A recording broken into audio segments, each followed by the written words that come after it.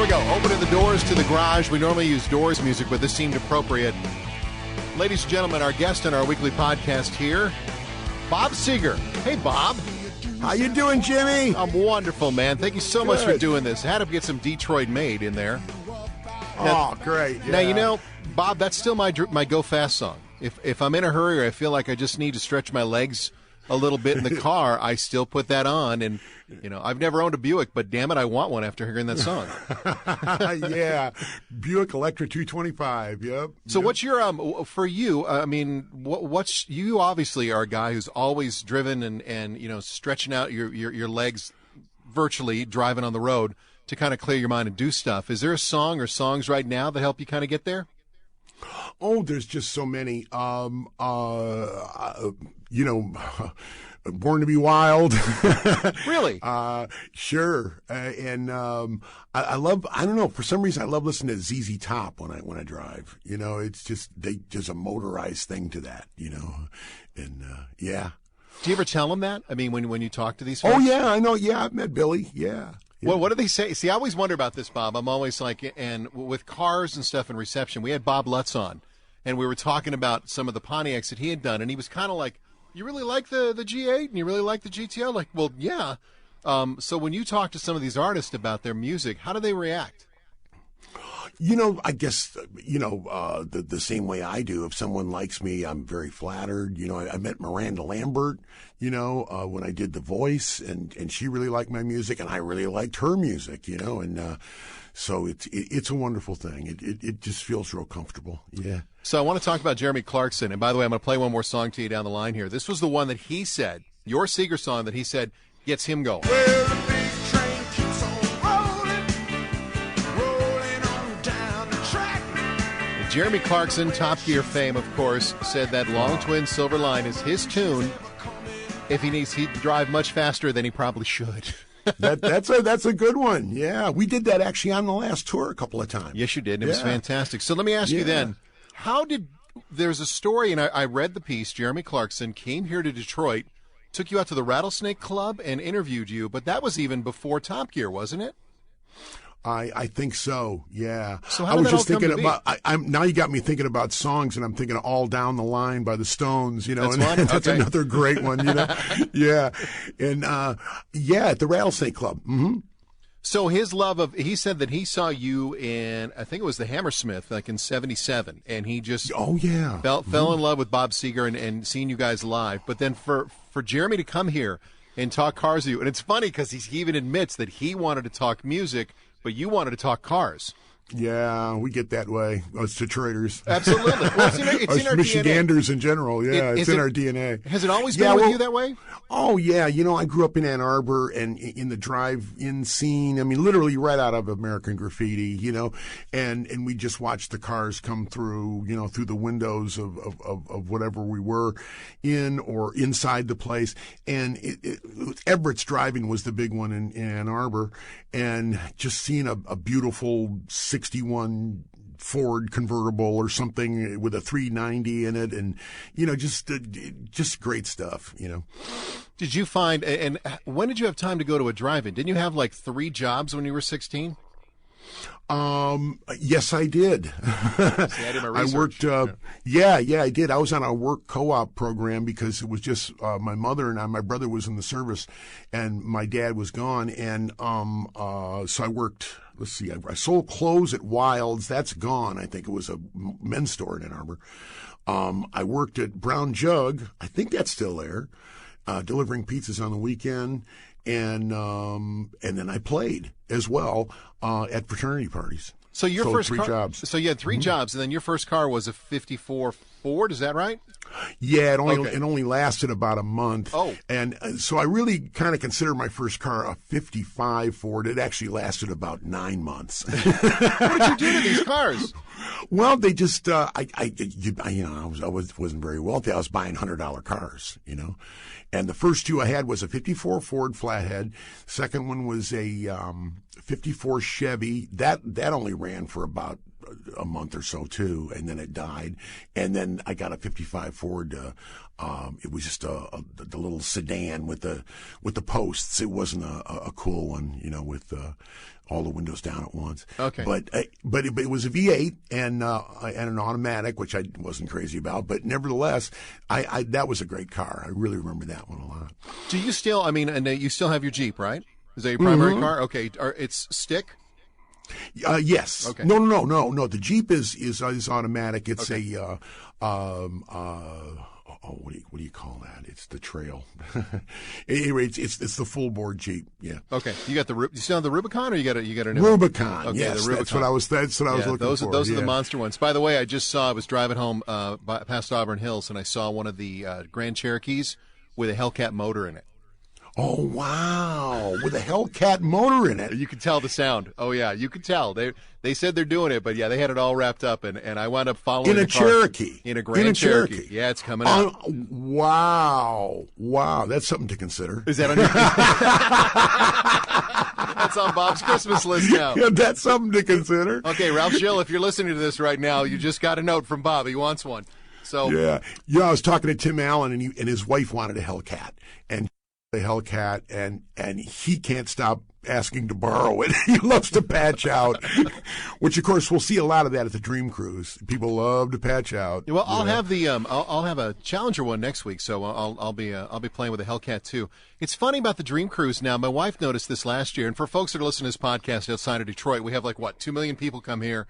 It's the biggest cruise in America, if not the world. But we're noticing more new cars, and not just family cars. We're noticing more Hellcats and guys with their new Mustangs and the new Camaros and all the LS1s and stuff. Well, Do you like that? That's the brilliant thing that they finally did. I mean, for how many years, Jim, did we not want them to remake those cars? So they look that way. Exactly. And they finally did it. And so the three, the Mustang, the Dodge, the Chrysler, I should say, yeah, and the Camaro. It's great having retro versions of those cars. I think it's really cool. And then, even I remember, to your point, when the Charger came out and had 4 doors, we all had aneurysms at the auto show. We're like, well, it never had 4 doors. Well, it does now. Get used to it. yeah, that was a little turnoff. Yeah, but thank goodness they came with the Challenger. Yeah. Mm-hmm. We need that one. Now, the rumblings are the Barracuda's next.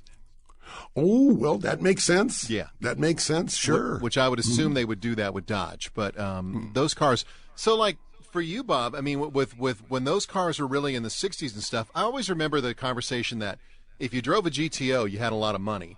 If you had a B-body car, like a Roadrunner or a Charger or something like that, you had a little less money that you'd wrench on it. Is that accurate? That sounds about right, but I just saw a beautiful GTO up north in Harbor Springs. Oh, God, that dark blue color. And it was, I think, a 67, and, it looked cool. Yeah. So you still get your Mach 1? Yeah, I do. Okay. I do. Yeah, that's the one I actually enjoy the most. Driving to the Dream Cruise. I love that feel of that thin steering wheel from the 50s, 60s. And it's it's 429 Super Cobra Jet, and it's a lot of fun to drive. And you're connected to the car. I think some of the modern cars that we have, and it's not a knock. I understand the evolution of technology, but sometimes it feels with all this technology that you don't get a sense of the road or the car. When you drive a Mach 1 or, I'm a big fan of Bronco 2s from the 60s and 70s. You just feel like great. You're feeling the road. Exactly, and it's the sound. It's the smell, it's the view out the window. It's there's so many things. I remember the first time I ever rode in a Thunderbird. It was a 57 Thunderbird, and looking out over that hood scoop, even though it was false, was just the coolest thing. And those headlights way out. How they were, the view out of the great view out of a 57 Chevy with the the two almost look like guns, gun sights, on each side. It's all part of it, and then the feel and a lot of times they manufacture those cars so you could put your elbow right on the windowsill, which is a nice thing. Oh, it's the best. Yeah. So Bob, when you're riding, and do you still drive? I always wonder about this process. You're a guy. You're such a hard worker when it comes to writing your music. But will you go out and drive to think about I love songs? to drive. Drive and think about songs. I mean, does the creative process help you? Yeah, it really does. I love to take long drives, and listen to my music and work things out and say, well, I should change that and this. It's a wonderful thing to do, you know. Is there a song that comes to mind that you changed or maybe you revisited because of in the car listening to it while you're driving? Well, on the new record, which I don't know exactly when it's going to come out, but there's a song called "The Highway," which makes sense, right. You know. heading for the highway is like the chorus, and yeah. So it's I'm always writing them like that, but it's a wonderful cathartic feeling when you're out there. You know, it's kind of getting away from everything, and yeah. Do you realize how many people connect to Roll Me Away because of their love affair with cars and motorcycles in the same mindset that you were in? Yeah, I have a dream. You know, I keep trying to play that Sturgis Festival, you know. I'd love to open up with Roll Me Away there. That would be really, that would be a gas, yeah. And I'm thinking of other songs. I do covers, you know. I do Midnight Rider. You know what I mean? I'd have a ball out there. The most expensive cover band in history. You ever think about, like, you know, the Stones do these, like, little pop-up dates and stuff where they show up and just play? Like, you hear about it every once in a while before they go on tour. Yeah. When's the last time you did something like that? I don't think we ever do because everybody's spread all over the United States. You know, we got two guys from three from Nashville, a couple from L.A., you know, Florida.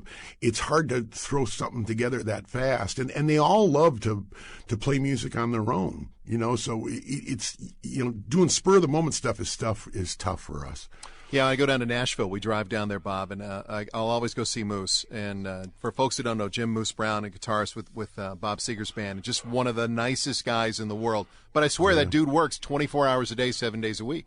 Yeah, he does. And he's not just a guitarist. He just won Best Keyboard Player. That's right. At the ACMs. So he's so talented, yeah.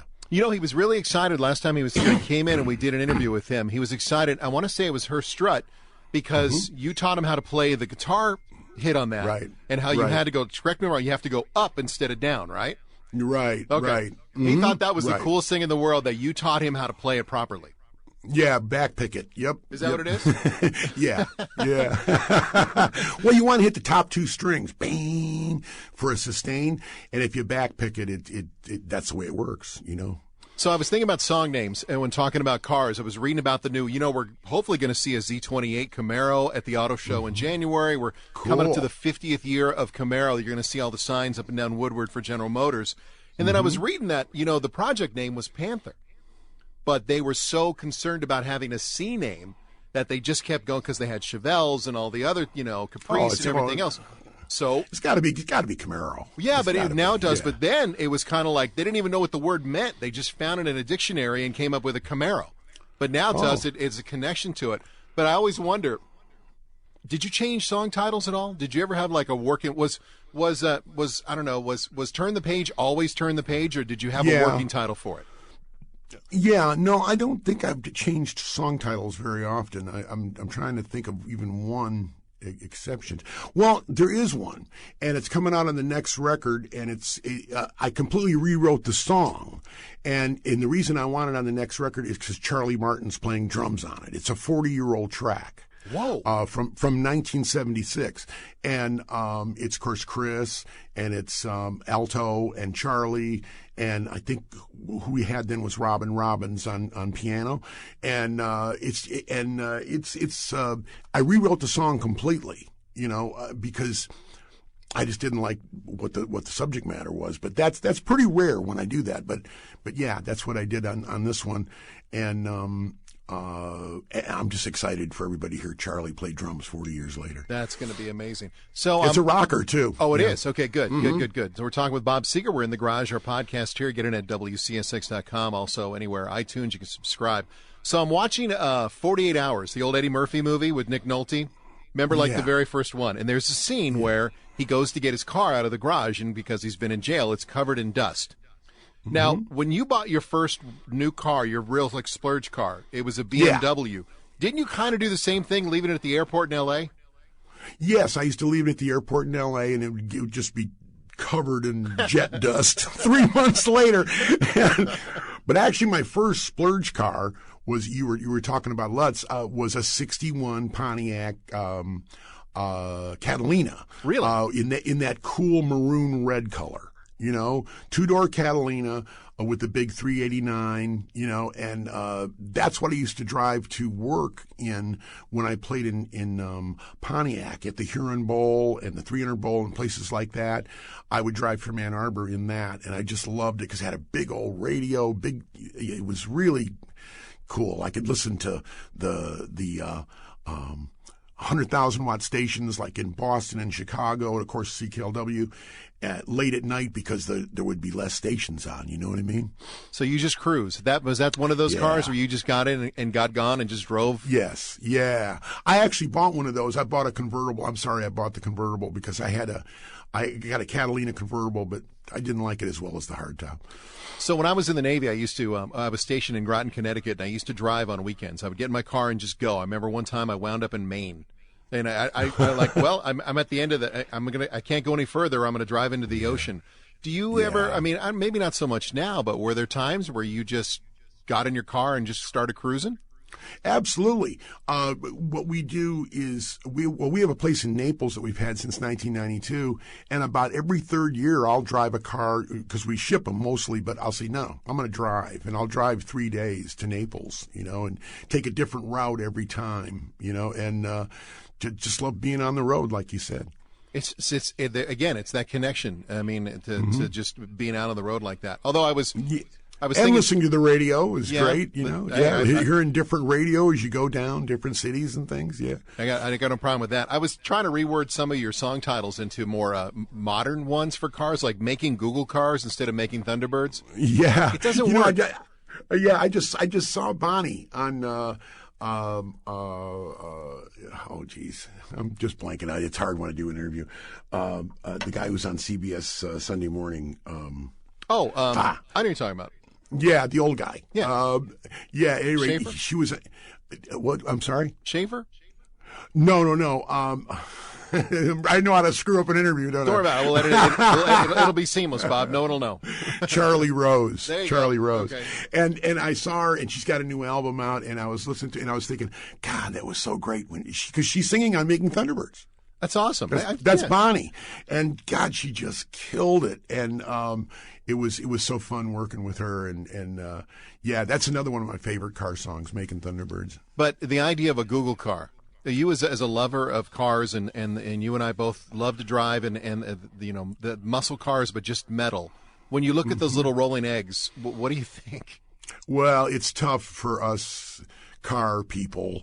You know, it's the best thing for the planet if we all drive electric, but it's tough. You love that sound, you know. That's I'm a sound guy, let's face it, Jim, you know, and when I had that 57 Thunderbird, it had a single muffler, and that really is the sound. You hear a V8 through a single muffler, because a lot of people didn't have dual mufflers when they bought them back then, and it's just a wonderful sound. What can I say?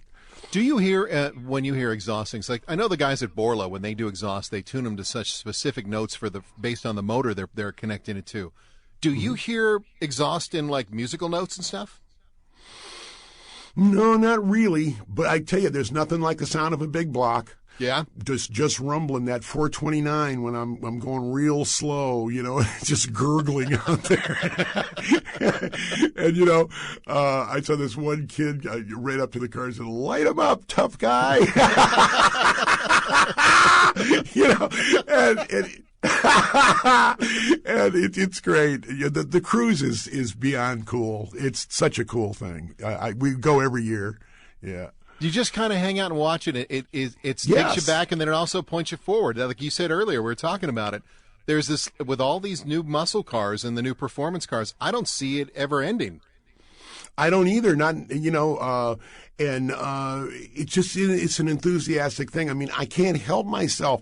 If I'm in a drugstore or something, I got to buy Car and Driver, or I got to buy a Hot Rod, or I got to buy, every car magazine I can get my hands on, and the new ones, because I want to know what's coming. Like, I didn't know what you just said about the Jeep, the SUV Jeep with a Hellcat motor. That sounds amazing. Yeah, and then we had a guy on, Don Sherman, who's with Car and Driver, and he's been following this whole mid-engine Corvette that they're testing now, and we've seen it. I mean, we've seen spy shots of it. You've seen it. There are spy shots. Yeah, we put them up there. I mean, they're that's very exciting. That's exciting. You as a car guy, I mean, I know when we talk about price, there's rumblings that this Corvette could cost $150,000.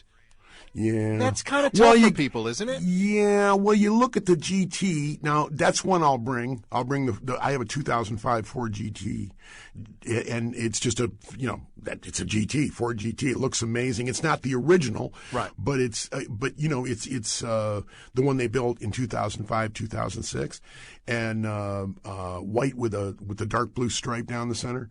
And we get more looks on that car than anything we own. Do you want the new one?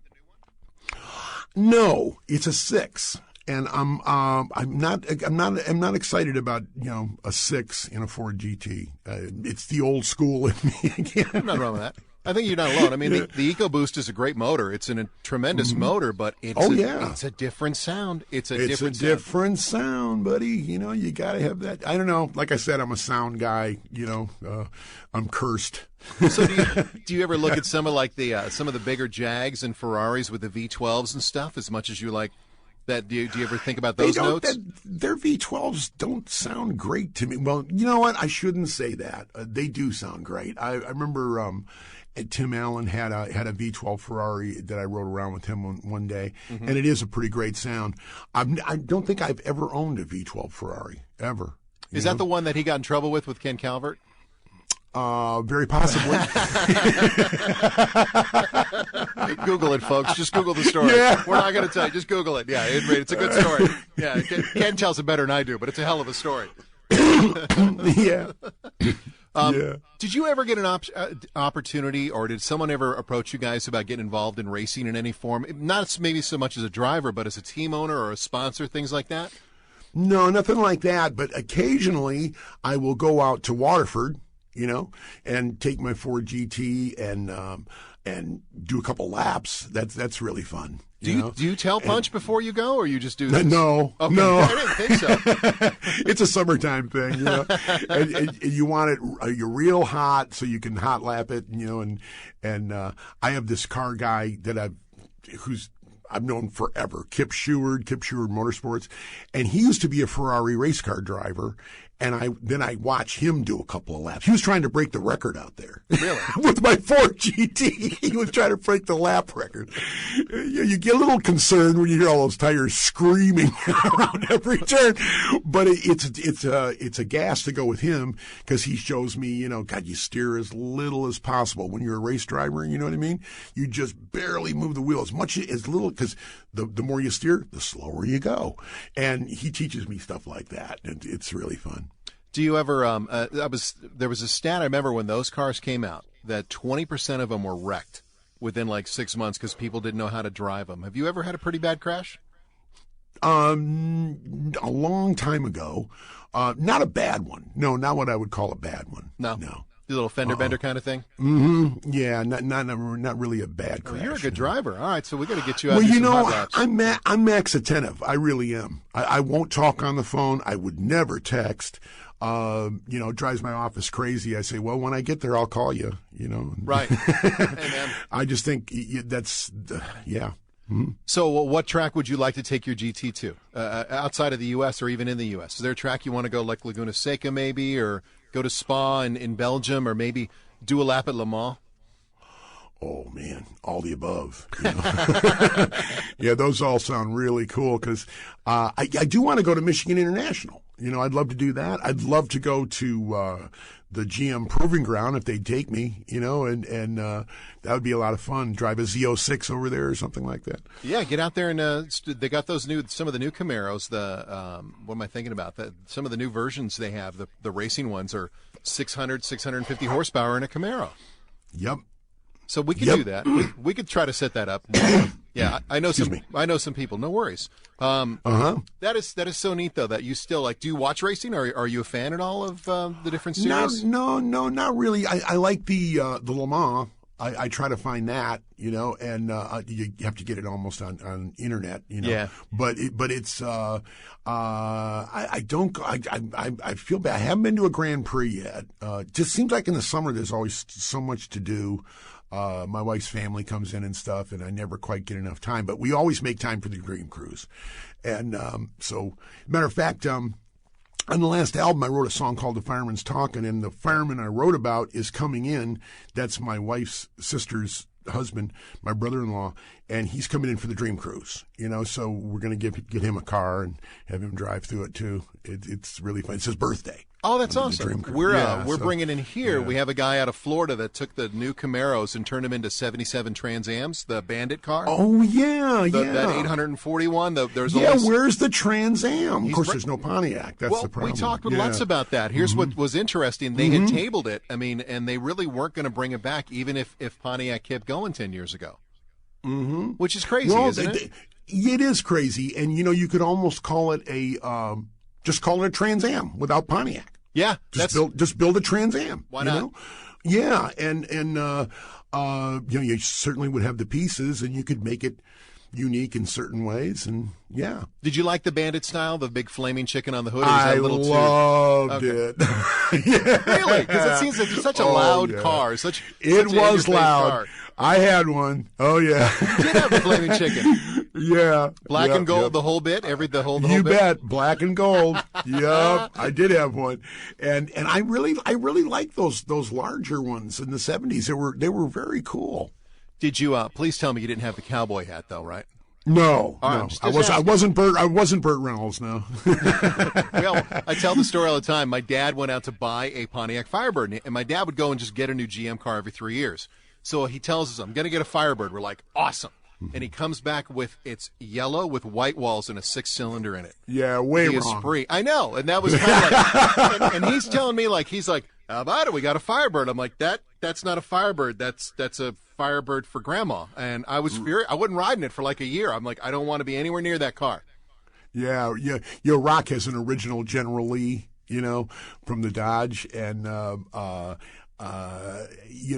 Challenger. Yeah. And and then of course he's got a new Challenger. You know, he has them both, and yeah, it's that's what I love. I said I love them redoing the retro cars. I think that's absolute genius. I think we all thought about it. People like you and I, and our age, we thought about, why don't they do that? They were such great looking cars, you know. Well, now there's the rumblings. Ford going to bring back the Bronco. There's talk about that. That's a great idea. Were you a big Bronco? That's a great idea. Did you like the big Broncos or the smaller ones? No, the smaller ones. They're the cool really? ones. Okay. Yeah. No, I actually did. Well, you know, I say that, and I had one of those Blazers like the one in Jaws, the at the beginning. Yep. And you can actually take the top off. Yeah. That's pretty cool too. Were those K Blazers? I think they are. Yeah, they were like K5s or K6. Yeah, exactly. You could actually go on tour with one of those. You could put the entire band in there. But the small Bronco is very charming too, you know, I think. Yeah. So so now we're going to get done with this interview, and you're going to start flipping through car magazines. You got it. You got me hooked again. I'm going to go get my. I'm going to go to Barnes and Noble. I'll give you a website too, Bob. It's really cool. It's called bringatrailer.com. Have you ever heard of this website? It's no. I'm telling you right now, I'm going to get in trouble for telling you this because it's every car auction in the United States, and they're old classic cars and new stuff. There are some of the quirk. There's a BMW racing car that a guy was doing Saturday, just track days. It's $8,000 with the trailer, and I'm like, I want that car just to go to Waterford and maybe go out to M1 Concourse. And have you had a chance to check out M1 Concourse yet? M1 Concourse, where's that? Right here in Pontiac, the old Pontiac stand, the plant there. The guy, it's done. They've got a mile-and-a-half track there. And wow. south, yeah. It's pretty damn cool. Yeah, he's going to be there for Woodward and stuff too. But it's so neat. It's like every time people write off the auto industry in Detroit, it just comes back and maybe a little bit different, but it's still the same vibe, isn't it? Yeah, it is. It's a wonderful thing. It really is. It's boy, we're car people in Michigan, no doubt about it. Yeah. I was just up north about a week ago, and there must have been a Corvette show because I just saw Corvette after Corvette after Corvette, going up for the show, and it's a great thing. It's a lot of community, and it's a wonderful thing. I love the cruise. Can't wait for the cruise. Oh, it's the best. Bob, you are so gracious with your time to do this, and I resisted because I wanted to ask you 8 million questions about the new album. I didn't do it. I didn't do it. But you're feeling you're feeling good about it? I mean, obviously you're mentioning tracks and stuff, so. Yeah, I really am. I'm still writing a little bit, and more than a little bit, but I'm still writing. I want to get a little, yeah. And I just wrote 2 songs in the last month, so hopefully they'll be on it too. Mm-hmm. So when the muse speaks, you just got to stop and take care of business. Yep. You're awesome. Bob Seger. Bob, thank you so much for doing this, and everybody in Detroit loves you, Jim. man. And we'll talk soon, man. Thank you, Jim. All right, Thank buddy. you. Thank you, Bob. All right, bye-bye.